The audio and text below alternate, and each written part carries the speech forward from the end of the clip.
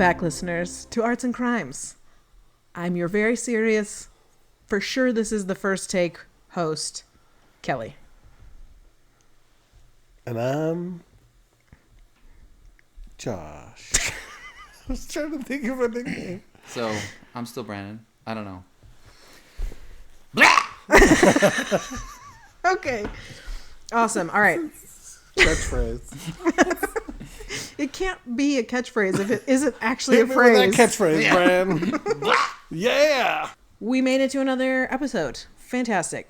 Super exciting. Okay. So after doing all the Amarna art, I wanted to pick something that was super not like Egyptian? yeah, at all. So I was like, what's not Egyptian? I don't know. Anyways, so I was looking up stuff to possibly do the next episode on. And I did think for a minute that I should ask our listeners to comment on things they would like to hear. And then listening to Josh just a few minutes ago, turns out we did not do a good job publicizing where to go to make comments. So if you go to Instagram... No. Don't tell them. So now we're going to give you a riddle. First, you've got to unscramble the anagram. Snide tram cars. Or whatever.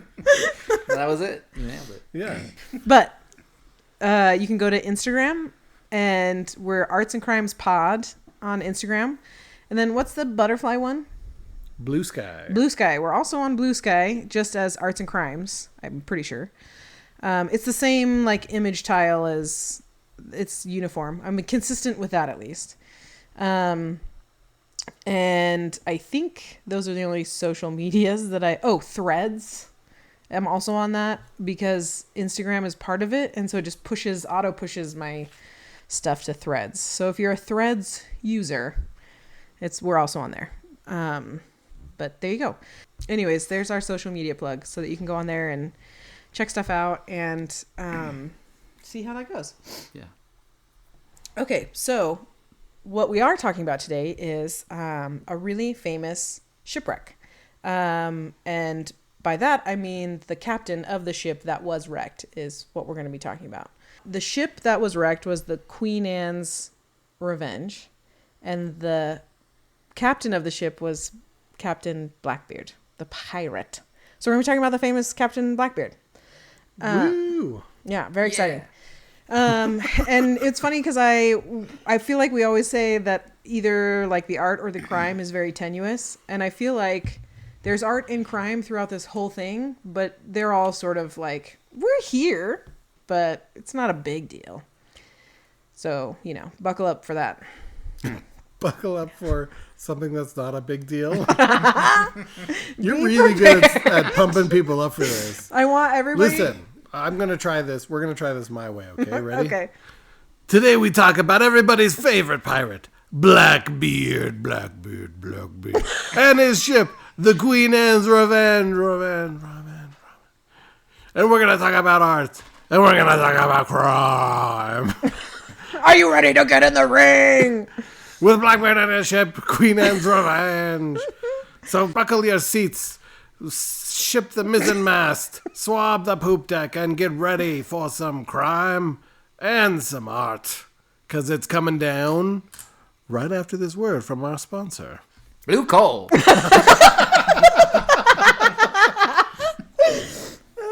Yeah, that's way better than mine. I like that. And we got in our Sponsor. blue coal plug. Yeah. Which we're contractually obliged to do. Yeah. I'm really excited for that shipment of coal. We're waiting, but I'm sure it'll get here any day.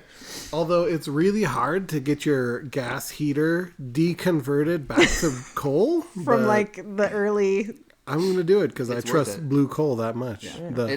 The even, steady heat. Mm-hmm. Yeah. The safe blue dye. Painted blue at the mine, if you didn't know. For your safety. Yeah. All right. So, okay, now we went all the way back to blue coal. We're going to scooch a little bit forward, but not quite to present time. We're starting at November 21st, 1996. Under the permit of the North Carolina Department of Natural and Cultural Resources, they need to work on a shorter name. There's a cool acronym. secure. Love it. Anyways, Intersol, which is a private research firm, found a cluster of cannons and anchors on the seabed near Beaufort Inlet. They found a bunch of other artifacts and all that other kind of stuff, but they brought up those, and the shipwreck was originally called Site 31CR314, which is riveting. Nice. Lovely. Then they found... So they brought up those cannons, a bronze bell dated 1705, sounding weight, an English blunderbuss barrel, which I had to look that up. I didn't know what a blunderbuss was. Mm-hmm. I don't think I've watched enough pirate movies, but it's the barrel of the like pistol that has like the horned end. Right. Like it flares out. Mm-hmm. A lead cannon apron and 2 cannonballs. And then they pulled up 9 more cannons, 2 large anchors, and some other like coins and broken pottery, which I love. Anyways, through all of this stuff, they were able to confirm that this ship was actually the Queen Anne's Revenge, which was the famous flagship of the infamous pirate Blackbeard. Famous. He's infamous. He's infamous. Just because it's cool to know about the shipwreck. Other salvage included ship parts, scientific, medical, and navigation equipment, dishware, food prep stuff, personal effects, glass beads, storage vessels, including ceramics.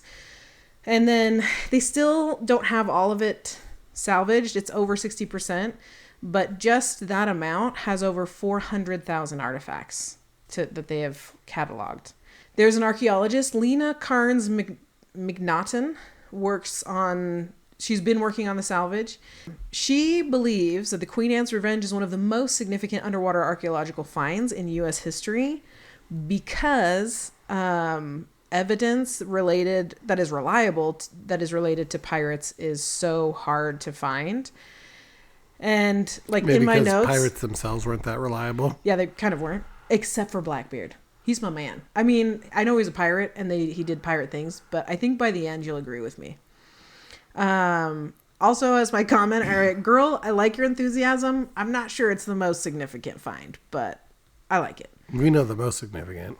The Titanic? Atlantis, yes, but I don't think it's... Remember how we did an episode about Bigfoot? Yeah, we should. When are we doing the Atlantis episode? we should. That takes us back to Egypt, doesn't it? Does it? To Greece.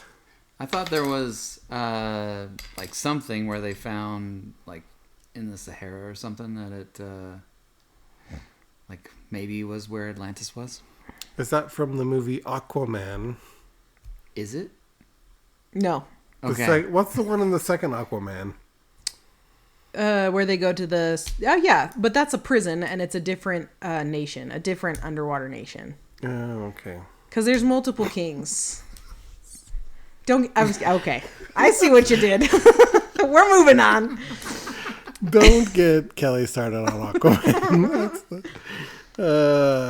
It was a test and you passed. I like barely passed. I squeaked by. You were like Galadriel looking at the ring. Yeah, going, my I could hand go was on about Aquaman forever. My hand was hovering over it. Yeah, and then you said no. I shall pass. Back to Blackbeard. And diminish. All right. So now we're going to go back to find out how that flagship ended up in his possession. And so we got to talk about the man, the legend himself, who was more of a legend because he was actually real. And we can confirm that he was real. So he wasn't a legend. Yeah, but he made himself a legend. He was real. And then became a ghost. Blackbeard's ghost. Yeah. Is that Did you remember the movie? Yeah. That's old. Who is Blackbeard? And isn't it like he's like silly? Yeah. In it? Well, he's kind of like a drunken, chubby. I know. I was like, was John Candy Blackbeard? I don't think that's who it was, but definitely not. I feel like when I describe this man to you, it will not evoke John Candy. Yeah, we'll be like, we're gonna have to recast our Blackbeard's biopic. ghost, yeah, and maybe change the feel of the film. What? It was filmed in 1968. 1968. Yowza. That's the art for this episode. Is the film Blackbeard's Ghost. Blackbeard's Ghost. So the guy who played Blackbeard is Peter Ustinov. Oh, boy. Edward Teach. Yeah, that's his name. So that's where we start. His name is Edward Teach, but it's also recorded as Edward Thatch, which I think sounds better as than Edward Teach, but I kind of use both interchangeably. And then at some point, I just stopped calling him that and I call him Blackbeard. So if I call him Teach, Thatch, or Blackbeard, we're talking about the same person. Okay, good enough. There was one place where he was referred to as Edward Thatch Jr., so... Interesting. Edward Thatch Jr. Edward Thatch Jr. What did that one dude know? That's what I was wondering. And I was like, it's not anywhere else, but I'm putting it in here just in case. Because most of his youth is not really well documented. We know that he was born approximately around 1680. It's like the cat from Adventure Times where he's like, I know the approximation of many things. You know that cat? I don't know the cat. This is some good flavor. So he was born sometime around 1680. So they believe that he was born in Bristol, England, but there are some places that suggest that he was also born in Jamaica, which I know are two different places by quite a bit, but Yes. They're approximately the same place, depending on the scale. Yeah, from a certain point of view. I'm sorry, I'm going to stop interjecting because we cannot get rolling at all because I keep being like, what about the cat?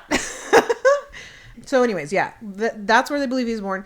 So his early life is mostly undocumented, but this is actually pretty common for pirates to have a lot of information about them because, as what a lot of records say, is that they had a desire to not intertwine their family in potential illegal issues that may come up from their piracy. And so they wanted to make sure that they were, like, they didn't tell anybody about their past and that kind of stuff. Like, nobody had any records or anything like that because they didn't want them to be able to track down their family and connect it to them. It's like a secret identity. Yeah. But it was speculated that he came from a respectable family and received at least some education. And mostly that's because people thought that he was very good with tactics. He was very capable of the leader. He could, like, read, that kind of stuff. And that was generally not common among pirates. I also wrote in my notes, education, kids. If you want to be a good pirate, you still need to be educated. Truth. Anyways, it's also believed that his maritime career started in his youth, though that is simply speculation because he just was really good at Navy stuff, but also because of his position in the War of Spanish Succession. So we're going to skip all the way down to 1701 through 1713. So Edward served as a British privateer, and I was not 100% sure what a privateer was, but essentially that was a legal pirate. Yes. Yeah, they As long as they were stealing from the right people. Yeah, then it was totally legal. You could get a certificate. Mm-hmm. Yeah, I had to learn all this stuff. It was nuts. And so a lot of different, like, I was reading just a bunch of different stuff and watching different documentaries, and they're like, the golden age of piracy was right after this, because as soon as the war ended, a bunch of people that were commanding ships and their job was privateer suddenly had no job. And so now what were they supposed to do? Nobody was hiring them. There wasn't any need for them. So they used their skills how they could. So then for a few years, I guess he's kind of, I don't know, bebopping around doing his thing. And then in 1716, he joins the crew of pirate captain Benjamin Hornigold, which is a fantastic name. And Hornigold operated primarily in the Caribbean and North American East Coast. Is it Caribbean or Caribbean? I think it depends on who's saying it. Oh, okay. I like Caribbean, personally. Okay.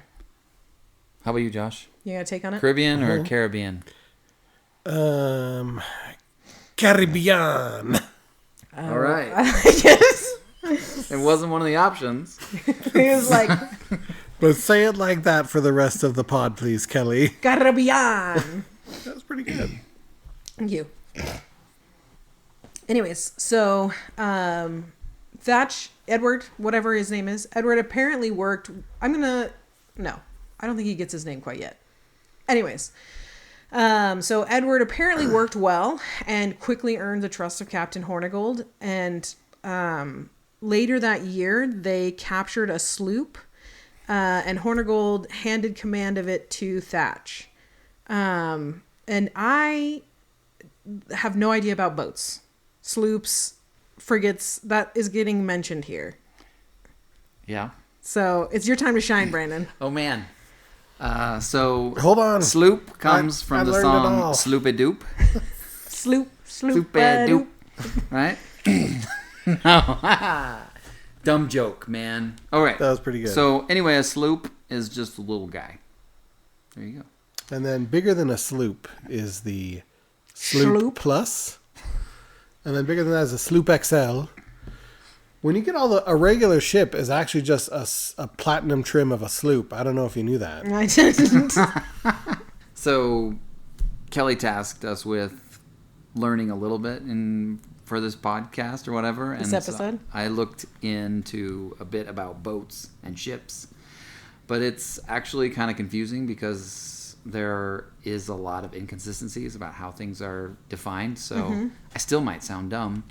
But a sloop is like a little one, right? So it doesn't have 3 masts. I think they're often like 1 mast. You wouldn't want them for like crossing an ocean, but they're fast and nimble, and they like work well with oars if there's no wind and stuff. So like a sloop is a lot of times a pirate fleet or whatever would have a few sloops that are like scouting and doing things like that for the man of war ship. Gotcha. Which is kind of like the frigate. Yeah, a frigate. So a frigate is pretty fancy, and a lot of pirates didn't have a frigate as their man of war. Like the man of war is kind of just like whichever ship is the most BA. Shooty. Has the most cannons, is the biggest one. Right? Like it's just a term for a ship that's set up for combat. Most skibbity. But like, so whatever their biggest, baddest ship was the man of war of their fleet or whatever. Cool. But That makes sense. That coincides. that coincides with me knowledge. That coincides with what I have researched. So fantastic. So then was the Titanic the man of war of that? Was it because how many ships was it? 2? Yeah. The Titanic It had a sister was ship 2 ships. called the Lusitania. So I think that it couldn't be considered a man of war because it was not equipped for combat. If you ran that thing into something other than an iceberg, I was gonna say it cause didn't a have a lot great of record winning confrontation. Listen, I apologize to Rose's granddaughters. That joke was About in the poor joke. taste. That was in poor taste. Still too soon. The RMS Olympic and the HMS Britannica were the 2 sister ships of the Titanic. I googled it. I didn't know with my brain. Man, what are they doing nowadays? Well, one of them's on the bottom of the ocean. That's the famous one, the Titanic. Well, yeah, the sister ship. So okay, I actually did study this because it was turned into like a hospital ship for a while, but it was eventually scrapped. Okay. Anyways, circling back, sloops are smaller ships, and they're more agile. That's what you're saying, right? Okay, Yeah. perfect. They're nimble. So they captured a sloop, and Hornigold handed the captaining of it to Thatch. Also, just a side note, because I looked up Hornigold, because I was like, I don't know that pirate name, but he apparently was a big deal at the time. So the only reason that Hornigold is famous, really at all, is because Blackbeard served under him. And so he kind of like, quote unquote, showed Blackbeard the ropes. He's a big deal, but he's only famous because of Blackbeard? Because he's connected to Blackbeard. But at the time, like during his life, he was well known because he was this famous pirate. But then, and he was part of establishing the Republic of Pirates in Nassau. But in 1718, he accepted an official pardon and then was enlisted by the governor of the Bahamas to hunt down and kill his fellow pirates, and he accepted and excelled at this duty. That's why, which he included. It included Thatch in the people that he was, trying to hunt down, though he did not. Well, he wasn't able to hunt down Thatch. What an epic moment that would be, right? But he died in 1719, only like a year later, because he shipwrecked, and then 5 of his men took a canoe, because only 5 people survived from the shipwreck. Or at least this is what the 5 men are saying. The 5 men survived, but the location of the shipwreck remains unknown. So I have a theory that maybe he didn't actually shipwreck and die, that maybe he wrecked his ship on purpose or something, and then 5 went back, and then he went off and did whatever, with presumed dead. It's a good theory. Because he could be his real name is hidden and stuff, just like Edward Thatch. It's not well known, so he could take up any other identity. Anyways, that's just my theory. You said the word canoe. Yeah. The fact that I came across was that canoes were often used in the Bahamas as like when you think about pirates, you think about and them going ashore or whatever, you think about rowboats, but no, they usually used canoes. So I read that because that is what was reported, and I was like, weird, canoes, and then I moved on. That's actually really nice to know, because I did not know that. So yeah, that's super cool. Sorry, but that's Hornigold. Anyways, so now it's Blackbeard's time to shine, essentially, because he's a captain of his own ship, and he starts to build his reputation. And one of the most infamous parts of his reputation was his legendary appearance. And so this is how he has been described historically. So he was described as having a long black beard. Surprise, surprise. Though some said that it was from his eyes down to his neck, and others described it as down to his waist. So, maybe they saw him at different times. It was approximately. Anyways. Still moving on. Sorry. All right. So anyways, he had a big long black beard at some length. Which he twisted the ends with leather cords. So he kind of had a bunch of different sections of it that he twisted around leather cords. And then he wore a sling over his shoulder that carried 6 pistols. He was also reported to have multiple swords and small knives. And he wore a black feathered tricorn hat. And all of his clothes was also black. And this is the best part. When he was attacking on the open sea, he tied slow-burning fuses beneath his hat so that they would dangle around his head and envelop him in smoke and small sparks. And he was just this incredibly intimidating-looking man. And they would slowly burn, and he would light fuses off of them and throw bombs and stuff. How very theatrical of him. Right? But a contemporary source was quoted as saying about him, "Imagination cannot form an idea of a fury from hell to look more frightful." And I loved that. And it worked in his favor a lot, because apparently most of his battles he won because people saw him and surrendered before anyone even started a fight. And so he won a huge portion of his battles without having to actually fight anybody, but just look so intimidating, which is fantastic. So he's doing his thing on his little sloop, and then they come across a French frigate called La Concorde, and it was. Hold on, how do you say that in French? Concorde. Does it have an E at the end? It has Concorde. Yeah, it's probably Concorde. Okay, so La Concorde. It sounds I'm just terrible. here to bring up all just playing the hits. The proximate cat, French stuff.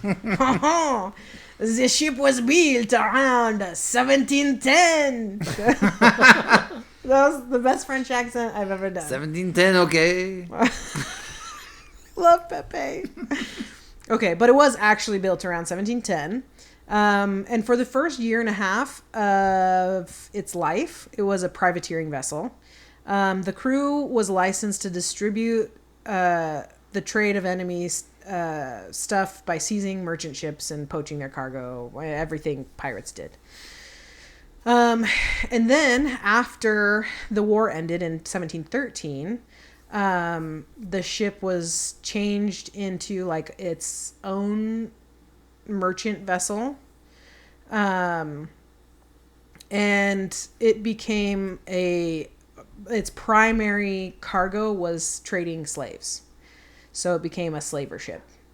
And it was nearing the end of its third voyage, super heavily laden, ready to sell.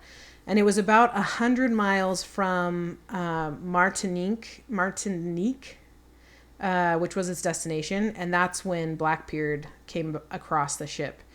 And the ship, to accommodate for more cargo space, removed almost all of their cannons. But this particular ship at the time was suffering from scurvy and dysentery, and it had reduced the captives down from 516 to 455 in the cargo hold, which is just atrocious to think about. Yeah, that's insane. Isn't that just that like many people nuts on this boat? Yeah. And then its original crew of 75 was depleted. There was 17 dead, and there was 36 that were confined in the med bay. So it was kind of running on this skeleton crew with no real weapons. So Blackbeard took the ship with no resistance. He conscripted 10 of the Frenchmen to his crew and accepted 4 who voluntarily joined. And when he had people join his crew, apparently he focused on professionals and skilled craftsmen.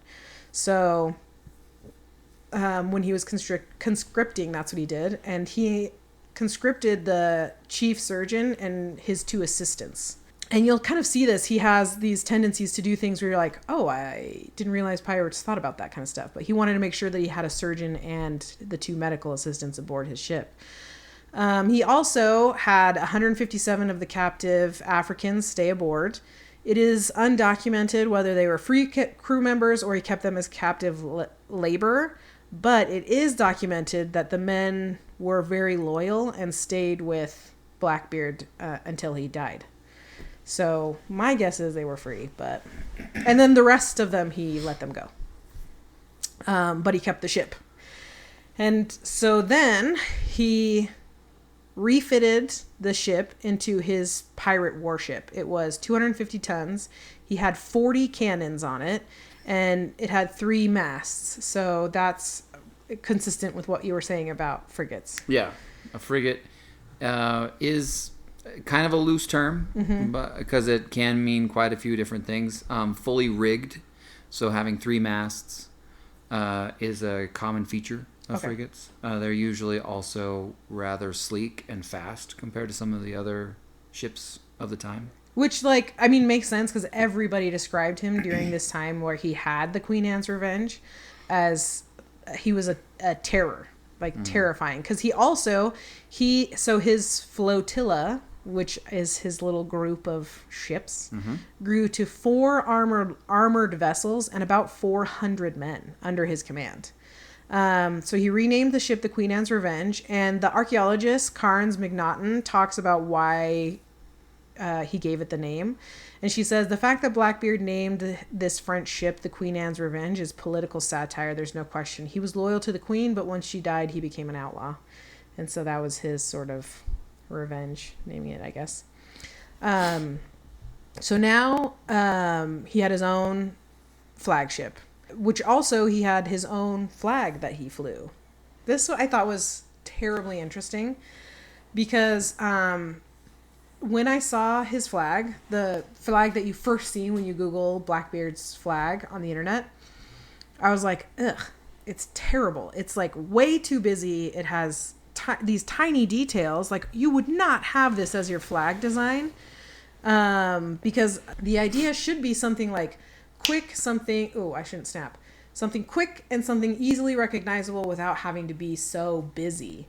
But the flag that shows up is black, has a black background with a full skeleton that has 4 horns, and sort of like a, I guess I'm here face. And then in his right hand is an hourglass, or sometimes it's described as a wine glass, like he's toasting to the devil. And in his left is a spear that's piercing a red and bleeding heart that has 3 little red drops of blood.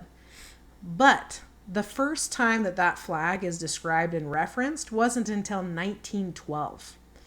So historians say these symbols don't match up with any of the confirmed pirate lore.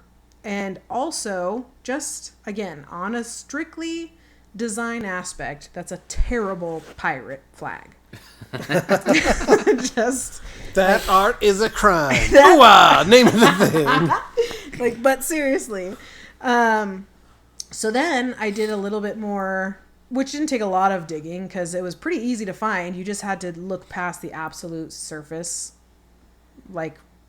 information that's provided. And one of the few accounts from people that actually saw Blackbeard's flag described it simply as a black flag with a skull in the center. And I was like, that makes way more sense. My boy would have way better judgment. And he would not have this busy atrocity of a flag. Another account says that simply that it was a black flag with a death head. Again, same thing. It should at least have been a skull with a big old beard on it. He's got to stick to his branding. I mean, maybe he didn't need it. It was more the fact that he was on fire and smoke that was his real brand. It should just forget the skull. Just a beard. Just a beard. On fire. Yeah, beard with little sparks on it. Still better than the other flag that they're like, it's Blackbeard's flag. I'm like, it's not. It's awful. Yeah. So I'm glad that it wasn't his, because that was after reading all the things he did, I'm like, this is the real black mark on his record. A name is this flag, and then it wasn't really his flag, so it was great. But there he was. He had his flagship. He had his flotilla. So from 1717 to 1718, this is where he kind of solidified his infamy, and one of his most famous of maneuvers was to blockade the port of Charleston, which was not a common thing for pirates to do blockades. And he didn't just blockade, for nearly a full week he was there. He captured multiple ships attempting to enter and leave the harbor. He also actually went on land and messed with people on land, which again, pirates are more sea kind of guys. And so he was there, and he was not going to leave until his demands were met. And do you want to just take a shot in the dark of what his demands were? It was just one simple thing. Rum. I'm waiting for Brandon's guess. Oh, man. Ladies. Just kidding. Well, I was going to say maybe he was looking for the mayor's daughter with the last piece of cursed gold. I mean, that's a pretty good guess. But no, unfortunately, or fortunately, you're both wrong. No, it was medicine. He wanted a chest of medical supplies for his crew. Oh. He's such a good guy. That softy. I know. I'm going to kill people till I can heal them. I mean, look. That would be hilarious if he was like, I need a chest of medicine. And they're like, what? What's it for? And he's like, for you. Ah! It was a trick. And then he raped and pillaged. Yeah. But he didn't. And then he bandaged them with his chest of medicine. Aren't you guys glad you gave me this now? That's what all the mind games he played. He would show up, blockade them for weeks, demand medicine, then attack them and use the medicine on them themselves. And by the end of it, they were all Stockholm syndrome-y. They're like, we don't know what's happening. And then you leave, a legend. Yeah. But the blockade did work, and he got his medicine. And he continued to capture additional ships, additional wealth. He sailed around all over the place, and mostly around the American East Coast and through the Caribbean. He continued to use his fearsome appearance to win most of his fights without fighting. So again, I just was doing all this research, and he avoided fighting as often as he could. And his greatest, most infamous maneuver is for medicine, I was like, he's a good guy. He's a good guy. Doesn't it seem like he could have a movie where he's like actually just a theater buff? And he's like, it's all about the presentation. Now light my beard on fire. He's like the soldier in the Ghost Army, where he was like, we're missing one aspect of subterfuge, and that is Jazz hands. jazz hands is the theatricality of it. Yeah. Where they went and pretended to be other troops. Yeah. So yeah, I mean, it is part of it. So there we go. And then, so what is a little sad, or maybe not, I don't know. In June of 1718, so he's had the Queen Anne's Revenge for about 6 months, while attempting to enter the inlet by the sandbar near Beaufort, North Carolina. He grounds the Queen Anne Revenge on the sandbar there, and the ship starts sinking. Oh, no. So there's a couple theories. Good one, Teach. One is that he did it intentionally so that he could downsize his crew, therefore increasing his share of the booty. Ew. Additionally, 400 people are a lot to keep track of, and a lot of ships to keep track of. And what he ended up doing is, after the ship started sinking, because it was a slow sink, he unloaded the most valuable stuff onto his smaller sloop, the Adventure, and he actually left a ton of his crew on that island and just took off with his most loyal men on the sloop and left the ship, everything else that was on the ship, and the rest of the men there. So an extreme downsize in his stuff. What about all the other? Because he had collected a number of ships. He just the one sloop, and he was. So from here, Off. it only talks about the sloop, the Adventure. That's it. I feel like there are better ways to downsize. It would be like if you had a business with multiple buildings and you set one on slow fire and you're like, everyone out of the building. I'm sorry, it's burning down. I'm going to have to fire you all. So And just these 20 people. who and I. could have foreseen this? But by building, by employees, we had a good run. I'm going to go over to the other building that's smaller. Like, it just seems like he could have done it better. I don't truck with that theory. Well, okay. The one thing that makes it maybe believable for me is because I was like, why did he sink his ship? Like, it's worth something. He could have given it to somebody else or sold it or something like that. But perhaps he didn't want that power in the Caribbean with him. Caribbean. Anyway, right? Like instead Like of potentially against him. right, yeah, he doesn't want the competition or someone else coming into power. So, like, scuttle the ship and move on. Right? I can't have it. No one can. Yeah. Which, I mean, he is a pirate. As good a guy as I keep saying he is, he's still a pirate. Listen, allow me to float. Pirate pun. A different theory. Okay. Please do. That he was a pirate and was drunk. That's it. He was just hammered, and he was like, "Guys, I can get so close to this sandbar." Which is possible, because the other theory of the two is that he accidentally sunk his ship. Yeah. Yeah. I feel like Occam's Oopsie-doodle. razor. We got to go with that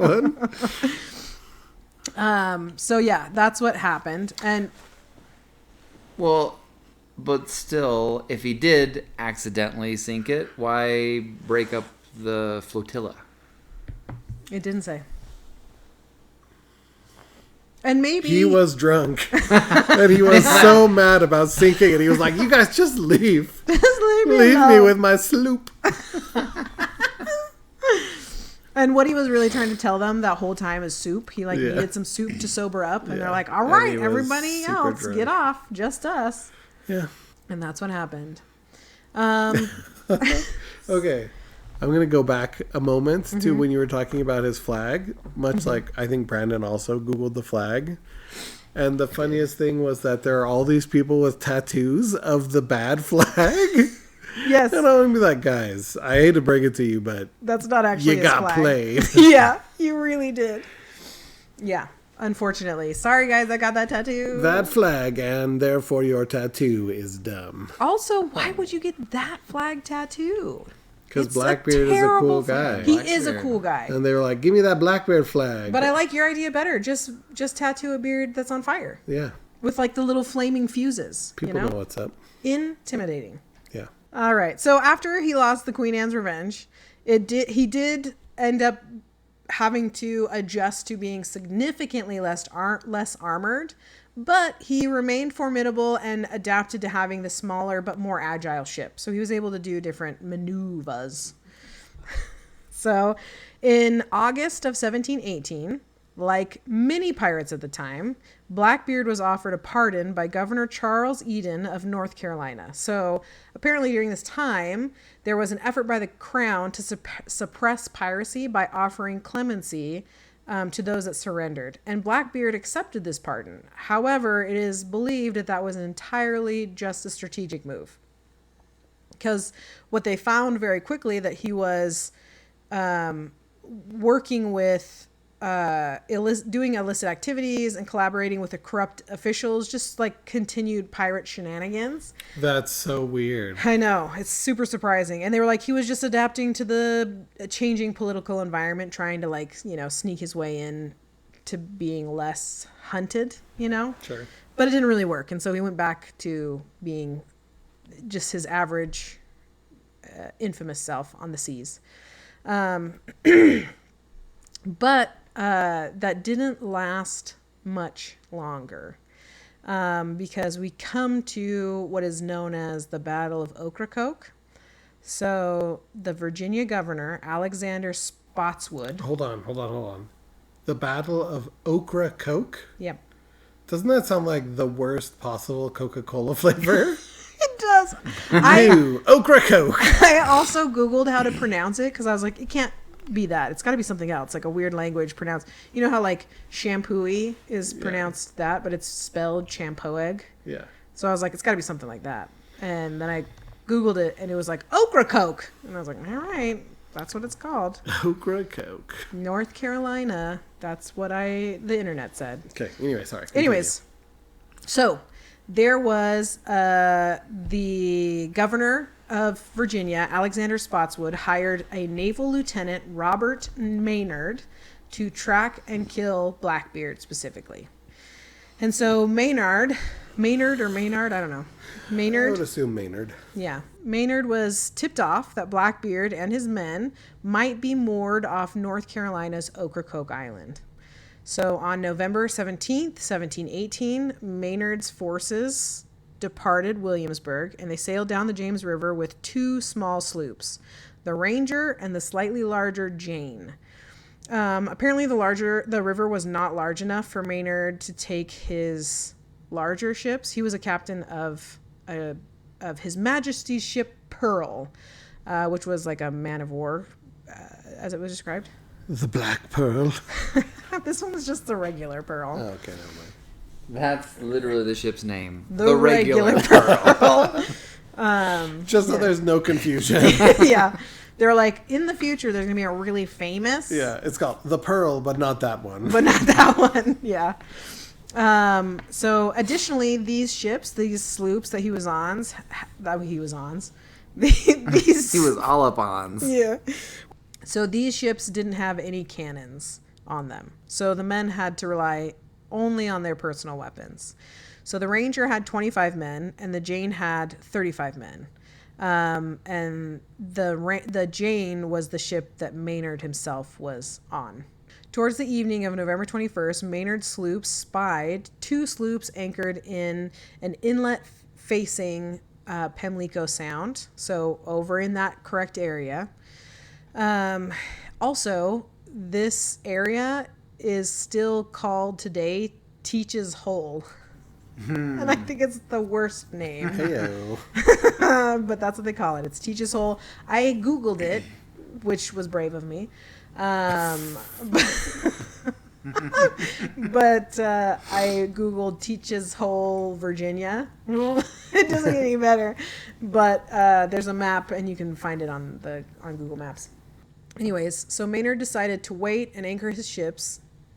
Maynard decided to anchor his ships and wait till morning to attack. And Blackbeard and his men were unaware that Maynard or either of his sloops were there. And it is reported that they were simply enjoying their drink and trading wares with a merchant called Samuel Odell. And so all of the men drank heavily, including Blackbeard, and then were just enjoying their evening. That morning, it was a calm, normal morning with light winds. This is all how it was described. At 9 a.m., Maynard ordered the Ranger to attack, with the Jane following behind. So both ships, very shortly after launching, were grounded because they were too heavy. So it wasn't enough to sink them or damage them.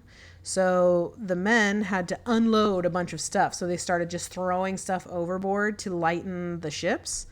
Which worked, and their ships were able to float again so they could continue, but they lost that element of surprise because obviously Blackbeard saw the commotion. So Blackbeard had a plan that he was going to ready his sloop, and he was going to outrun, essentially was his plan, the Jane and the Ranger, and just pass them by and then outrun them. And so he was coming towards them, and the Ranger and the Jane were trying to kind of get as fastly as they could up into an area where they could close this area so there wouldn't be a gap large enough for his ship to get through. According to a secondhand account that had been written in a Boston newsletter, when Blackbeard was within half a pistol shot of the Jane where Maynard was standing, they had a brief conversation. So this is what was written. Teach called to Lieutenant Maynard and told him he was for King George, desiring him to hoist out his boat and come aboard.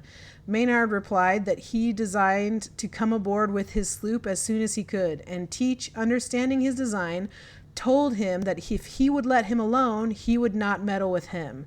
Maynard answered that it was him he wanted, and that he would have him dead or alive, else it would cost him his life. Whereupon Teach called for a glass of wine and swore damnation to himself, because he would neither take nor give quarter. Then Lieutenant Maynard told his men that now they knew what they had to trust to, and could not escape the pirates' hands if they had a mind, but must either fight and kill or be killed.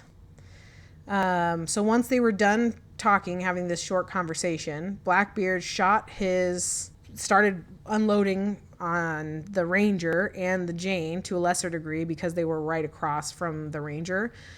So he did a broadside of partridge and swan shot, which I had to look up. Partridge is smaller shot, swan shot is larger shot.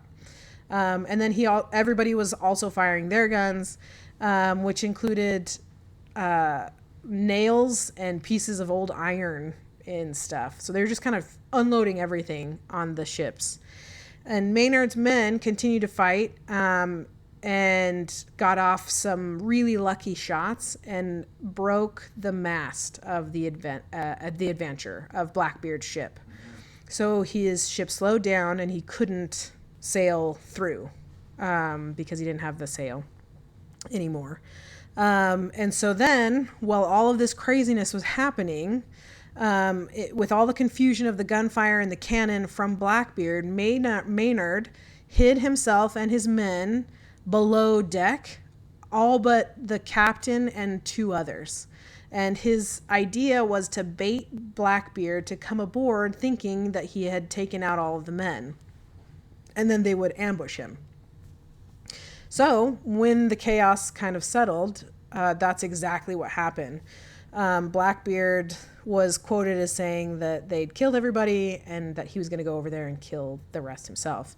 And so he and a few of his men boarded the Jane, and then from a signal, there was a signal given from the captain, and Maynard and 12 men pounced. And then reportedly it was 6 minutes of absolute chaos. It was close quarters with guns and swords and knives and just like everything all over the place. And then the secondhand account describes it this way. He said, Teach, seeing so few on the deck, said to his men, the rogues were all killed except 2 or 3, and he would go on board and kill them himself. So drawing near, went on board, took hold of the foresheet, and made fast the sloops. Maynard and Teach themselves, too, began the fight with their swords. Maynard making a thrust, the point of his sword went against Teach's cartridge box, and bent it to the hilt. Teach broke the guard of it, and wounded Maynard's fingers, but did not disable him, whereupon Maynard jumped back, threw his sword away, and fired his pistol, which wounded Teach. Demelt, who was another guy on the ship, struck in between them with his sword and cut Teach's face pretty much. I don't know what that means. In the interim, both companions engaging in Maynard's sloop, one of Maynard's men, being a Highlander, engaged Teach with his broadsword, who gave Teach a cut on the neck. Teach saying, Well done, lad, the Highlander replied, If it be not well done, I'll do it better. And with that, he gave him a second stroke and cut his head clean off, laying it flat on his shoulder. There can only be one. Which is like fun and epic and amazing sounding, but most likely a very untrue recounting of the story. Because it was absolute chaos, it was hard for anybody to know what was actually going on. And it was simply stated that when the smoke cleared, Blackbeard was killed, having been shot and stabbed many times. And then Maynard himself reported that Blackbeard fell with 5 shots in him and 20 dismal cuts in several parts of his body. So I doubt what this secondhand account really said, but it does sound like something a guy in a bar would say to like impress his friends. So Maynard's men in the Ranger then arrived shortly after all of this confusion and boarded the Adventure, capturing or killing the rest of the pirate crew. Those that tried to dive overboard and escape were shot in the water, and only 9 prisoners were taken. All but 2 of the captured pirates that were taken were later hanged. One of the 2 that weren't hanged was a prisoner, Odell, that merchant from before. And he wasn't hanged because Maynard said that they owed him a debt, since apparently Blackbeard had instructed one of his crew named Caesar to blow up the ship in case they lost. And so Caesar was one of the 9 that had been put below in the brig or whatever. And Caesar was kind of his own mini legend. He was known as Black Caesar and served with Blackbeard on the Queen Anne's Revenge. He was also said to be an African tribal war chief or African royalty of some kind. And he was also said to have terrorized the Florida Keys till he joined up with Blackbeard. But what he really was going to do in that moment was light a fuse and blow up the ship and kill everybody there. That was his hope, at least. But Odell and another crewman wrestled it away from him, and they were able to end that sort of plan. Also later, Maynard boasted that none of his men died in the attack, but that is also most likely untrue because all the other accounts of it and records disagree with what he's saying. What is most likely what happened is 10 of the Navy soldiers died and more than 20 of them were wounded, and then there was about 10 pirates that were killed altogether. So quite a big difference. And then, so with all the chaos done and all the pirates secured, Maynard himself recounts that he cut off Blackbeard's head and mounted it on his bowsprit as a way to deliver it to Virginia. And then the spooky part, other than doing that, is just gross. But he said since he had no need of it, he threw the headless body overboard. And legend has it that the ghostly headless body of Blackbeard circled the Jane a few times before sinking into the depths. And so that ended his life, and Maynard did sail away technically victorious, but Blackbeard passed into immortal legend And that is the story of Blackbeard and the Queen Anne's Revenge. So I genuinely at the end, I'm like, I know that he was like a pirate and he was drunk and he did pirate things, but he's such a good guy. And then I was like, I really should never date again. I should stay single forever. But I think he really was, like, I can imagine him like in this situation, you know, where like the skills that he has been taught are piracy. And he's going to do the best he can in that position and take the best care he could of his men, of his crews, you know? Does that Maybe forgive the murders? What murders? Well, you did say that he tried to avoid fighting.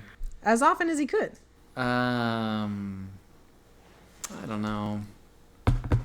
You guys aren't as convinced as I am. No, I don't think so. It was definitely like a dumb system for the different countries to hand out the privateer certificates and get people moving in that direction. But I don't think that there were many people who were like, I am an honest and good man, and I'm going to take this privateer certificate because it's the right thing to do for Queen and country. Right? Like, I think these are already kind of shady people who are like, sweet, I get to do what I was already wanting to do. So I think he probably was a baddie. Well, Are we the baddies? Hold on. The guy with the pirate ship with a skull on the flag, who can't lights possibly. his beard on fire, he might have been the bad guy. he didn't light his beard on fire. He lit fuses that he had stuffed into his hat that dangled around his head on fire. Yeah. Yeah. It shrouded You know him in what? smoke and sparks. You're right. It's completely different from what I said. Yeah, I don't know. I feel like, along Brandon's line, like, if you know how to sail the seven seas and you have a boat, you could, like, ship stuff on a ship.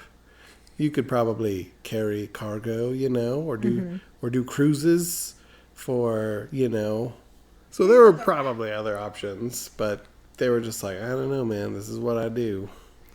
Now there are, you know, counter views where they see pirates as more like a brotherhood.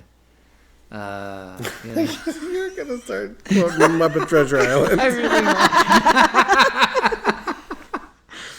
When I was just a lad, looking for my true vocation, my father said, Now, son."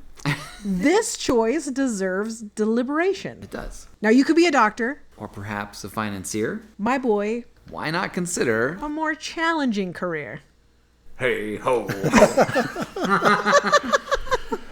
That was great. If you have not seen Muppet Treasure Island, you are missing out on the best pirate movie there is. That is the art from this episode of Arts and Crimes. Muppet That's Treasure our, Island. That's our movie plug we always get in every episode. Every year. Come on. What's his name again? Tim Curry. Tim Curry. is so good at it. He's so He's good. so fantastic. Seriously, if you haven't seen it, go watch it. Go watch it. It is worth your time. Yeah. In fact, why are you still listening? Get off this podcast. Go watch, and then you can when you watch that and you re-listen to the episode, this whole song being re-said as the spoken word by Brandon and I just now, it's gonna hit. Yeah. So I have a thought. Okay. This is along the lines, again, of like, we don't know what we don't know. Like, with the Egypt stuff, there are so many assumptions, right? But even with somebody like Blackbeard, there are also a lot of assumptions. Yeah. And we like immortalize these people. But like you commented about how, you know, oh, this guy, he was, you know, telling at the bars about how nobody died, right? So he was lying about what happened an hour later, right? That's true. Like, and it's been 300 years or whatever. Yeah. So in this game of telephone we call history. Yeah, it's so true. And like even the flag that everyone is like, this is Blackbeard's flag, that there was new lies about Blackbeard being spread in 1912 because that was a made up flag. That's not his flag. Yeah. So I don't know. Like, That's why I'm always like the Occam's razor. Like, there's a big explanation, or he was just a drunk pirate and he ran into an island. Like, Yeah. I mean, it is often the easiest thing. Yeah.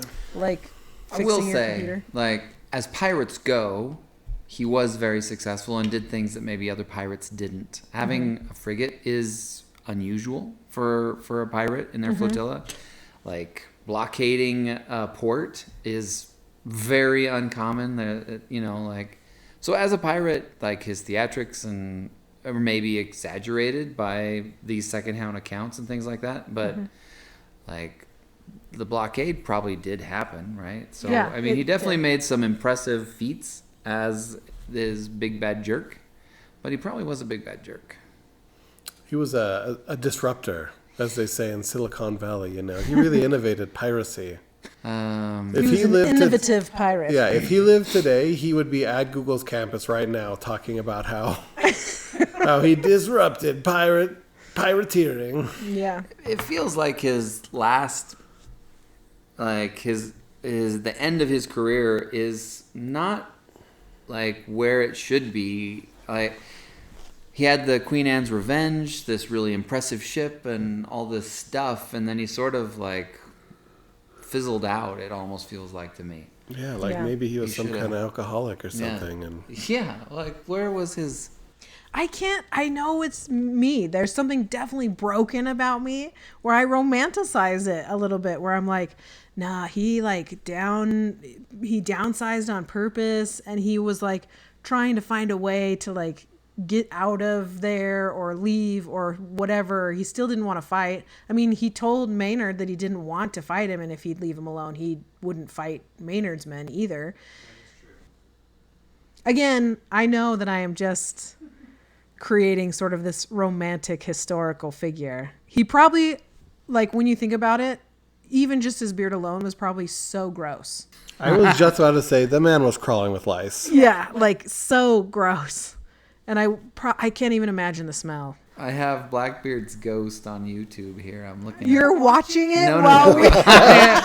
He's like, I found a better use of my time in this podcast. I think that this is the Blackbeard that you want to meet, Kelly, not This the real cute one.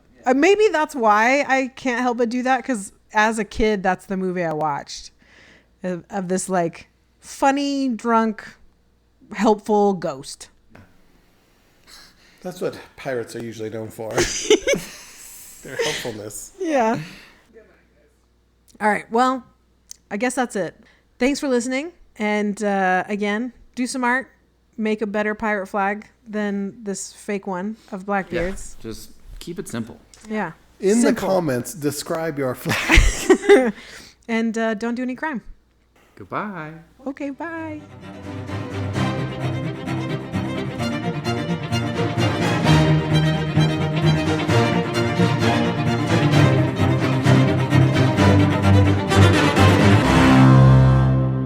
How do I start this again? Usually you say like, welcome, listeners. hey! Is that what I sound like? Okay, welcome back.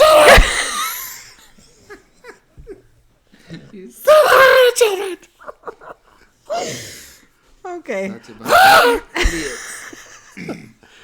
Bunch of idiots. I like it.